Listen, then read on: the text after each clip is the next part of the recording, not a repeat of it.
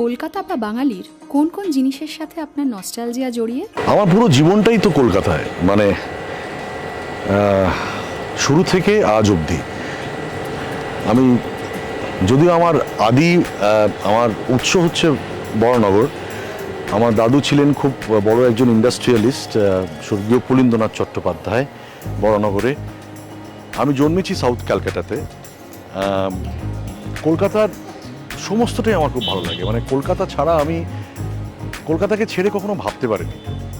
কলকাতার আন্তরিকতা, ভালোবাসা, মায়া, মমতা, বিলঙ্গিংনেস, টুগেদারনেস, এবং সব থেকে বড় কথা কি, মানে বাঙালি হচ্ছে বাঙালিদের সারা পৃথিবীতে বাঙালিদের একটা একেবারে খুব উচ্চ জায়গাতে, উচ্চ স্থানে বসানো হয়। কারণ বলা হয় যে বাঙালিদের মতন ইন্টেলেক্ট, বাঙালিদের মতন সহমর্মিতা এটা পাওয়া যায় না, খুব কম পাওয়া যায় সারা বিশ্বে। আমি কাউকে একদমই with due respect to all, তো সুতরাং সবটা জুড়ে আছে কলকাতা আমার কাছে। কলকাতায় আপনার ছোটবেলা কেমন ছিল? দারুণ ছিল। ছোটবেলায় অনেক মানুষ যারা ছিলেন ছোটবেলায় আমার জীবনে, স্পেশালি আমার বাবা, তিনি আর নেই। ছোটবেলাটা আমার খুব নস্টালজিয়া হয়। আমার মাঝে মাঝে মনে হয় যদি আমার কাছে একটা টাইম মেশিন থাকতো, আমি যদি if I could go back to my childhood, হ্যাঁ, মানে আবার যদি নতুন করে শুরু করতে পারতাম সেই মামার বাড়ি, আমার মামার বাড়ি Darjipara, Beadon Street, Black Square Park. মামার বাড়িতে আমার ভাই বোনদের সাথে একসাথে বড় হওয়া, তাদের সাথে খেলাধুলো করা। অনেকেই জানেন আমি কিন্তু ছোটোবেলা খুব খেলাধুলো করতাম, হ্যাঁ, মানে বড়োবেলাতেও করেছি, কিন্তু ভাই বোনদের সাথে বেশি করতাম। এবং ওই যে কলকাতার এই মাঠে ঘাটে বেরিয়ে, এখন তো সব ফোন হয়ে গেছে, কারোর হাতে আর সময় নেই, সবাই গ্যাজেটে ফুটবল খেলে, গ্যাজেটে ক্রিকেট খেলে। আমরা কিন্তু মাঠে ঘাটে খেলে বড় হয়েছি। এই যে মানব প্রকৃতি আর বিশ্ব প্রকৃতির যোগসূত্রের মধ্যে বড় হয়েছি। কলকাতার মতন সুন্দর জায়গা কোথায় আছে বলুন তো? পশ্চিমবঙ্গের মতন সুন্দর জায়গা কোথায় আছে? সারা পৃথিবীতে খুঁজে বার করতে হবে এরকম একটা জায়গা। তো সেখানে ছোটোবেলা কীরকম কাটতে পারে সেটা তো বলাই বাহুল্য। খুব সুন্দর কেটেছে আমার ছোটোবেলাটা এখানে। কলকাতার বাইরে গেলে কোন জিনিসের প্রতি টান অনুভব করেন? আমার শহরের আন্তরিকতা, আমার শহরের ভালোবাসা, আমার শহরের সহমর্মিতা। আমার মা আমার সঙ্গেই থাকেন আমার বাড়িতে। আমার বাবাকে আমি সত্যি খুব মিস করি। বাবা চলে গেছেন অনেক দিন হলো। যখন বাবা বেঁচে ছিলেন তখন বাবাকে খুব মিস করতাম। কলকাতার বাইরে প্রচুর শো করতে যেতাম, বাইরে ঘুরতে খুব কম গেছি, সবই কাজের সূত্রেই গেছি। আর মিস করি এখানকার খাবার, হ্যাঁ, কারণ হচ্ছে যে আমাদের সকলের শ্রদ্ধেয় মানিক দাদু, আমি মানিক দাদু বলি কারণ সত্যজিৎ রায়ের কোলে বসেছি আমি ওনার হাতে, উনি নিজের হাতে করে রসগোল্লা খাইয়েছেন আমাকে। সেই স্মৃতি আমার কাছে একদম আমার জীবনের পাথেয়। তো তিনি একটা কথা তো বলেছেন তার কর্মে, তার লেখার মাধ্যমে, যে মুন্ডু গেলে খাবোটা কি। তো একবারও বলেনি যে মুন্ডু গেলে, হ্যাঁ, বাঙালিরা শুনবে কি করে, দেখবে কি করে, নিঃশ্বাস নেবে কি করে, বলেননি, বলেছেন মুন্ডু গেলে খাবোটা কি।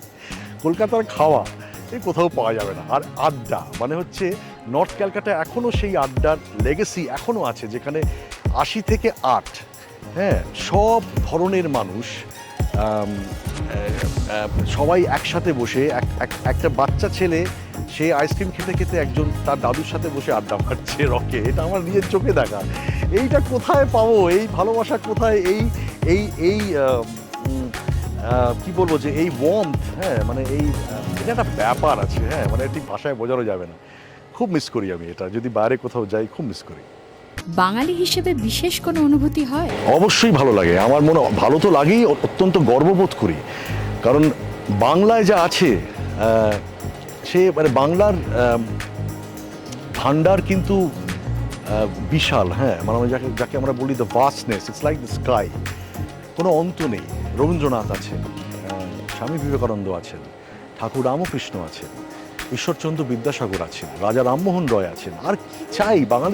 বাঙালিরা পরিপূর্ণ, হ্যাঁ। তো এটাই, হ্যাঁ, মানে এই পরিপূর্ণতা যেটা আমরা বলি সেটা বাঙালিদের মধ্যে আছে। বাঙালি হবার জন্য কি পেয়েছেন যা বাঙালি না হলে পেতেন না?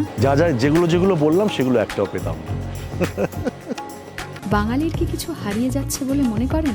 Life has become very fast, হ্যাঁ, আমি আনফর্চুনেটলি হয়তো বলবো না, কারণ এখন সবটাই একটা ছোট্ট গ্যাজেটের মধ্যে, হাতের মধ্যে চলে এসেছে।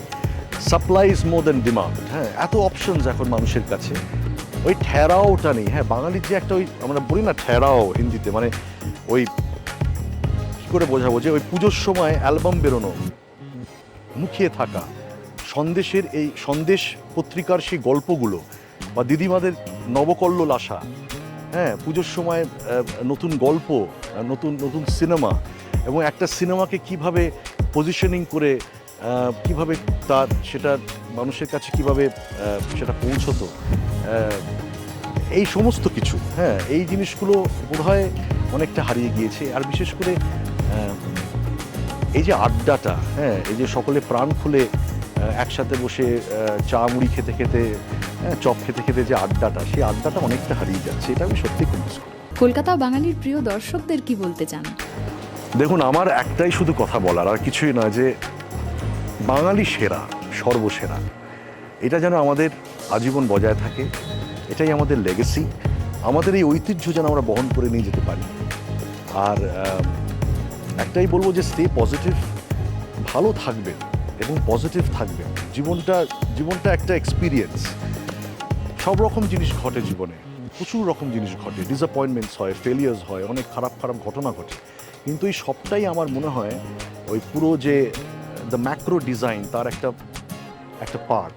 হ্যাঁ, দেখবেন আলটিমেটলি, যদি একটু ডিপার ফিলসফিতে যাচ্ছি, অনেকে মনে করবেন হয়তো আমি জ্ঞান দিচ্ছি, সেটা নয়, এটা আমার নিজের পারসেপশন বলছি। আমি দেখেছি ultimately the dots get joint, যেটাকে আমরা বলি ডিভাইন টাইমিং। সব কিছু একটা সময় আছে, সময়ের জন্য অপেক্ষা করবেন, সময় কখনো কাউকে বিট্রে করে না। এটাই বলার। ভালো থাকবেন, সুস্থ থাকবেন, সব থেকে বড় কথা, এবং আনন্দে থাকবেন।